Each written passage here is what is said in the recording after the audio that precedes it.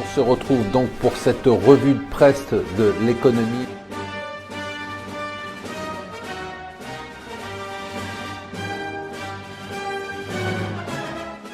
Bonjour et bienvenue sur Mon Financier pour la revue de presse de l'écho. Nous sommes le mardi 24 mai et bon, il faut quand même s'y préparer, hein.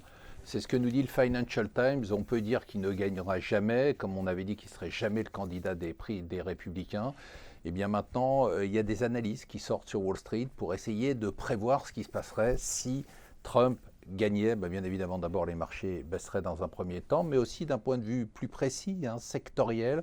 Eh bien, il faudrait privilégier la défense, c'est normal, il est belliqueux. Il faudrait privilégier les banques, parce qu'il aime les banques malgré les critiques qu'il fait. Il faudrait bien évidemment laisser tomber la santé, parce qu'il est contre toute forme d'Obamacare. Et il faudrait laisser tomber tout le secteur du transport international, parce qu'il est contre tous les traités et qu'il est pour le protectionnisme. En attendant, les marchés dorment totalement, un peu sous pression, mais pas beaucoup. Il faut dire qu'on attend cette fameuse réunion, on va le répéter tous les jours, de la Fed le 14 juin. En attendant, les perspectives de cette réunion, nous dit le Financial Times, met la pression à la hausse sur le dollar, mais surtout la pression à la baisse sur les monnaies émergentes qui avaient connu un petit répit. Ça a l'air d'être déjà terminé. Alors lui, c'est non-stop, Macron tous les jours dans la presse, Macron en campagne. Alors Macron qui explique qu'il est contre tout ce que fait le gouvernement et qu'il a plein d'idées. Bon, ça c'est formidable.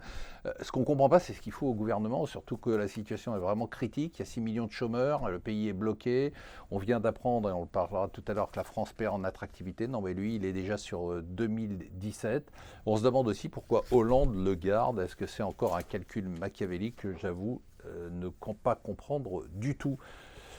On a enfin désigné les responsables d'une perte de l'attractivité de notre pays, mais aussi de ce terrorisme économique qui fait plonger des entreprises en difficulté. Ce sont pour moi les casseurs de la CGT, on le voit, avec les dépôts d'essence, avec l'appel à la grève illimitée sur la RATP à partir du 2 juin.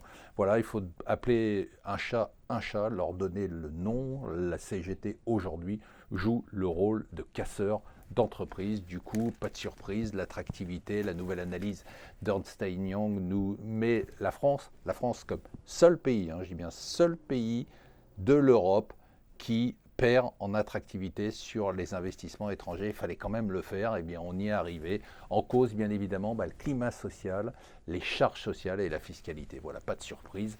Quand on fait les choses de travers, eh bien on est sanctionné. Voilà, restez avec nous sur Mon Financier.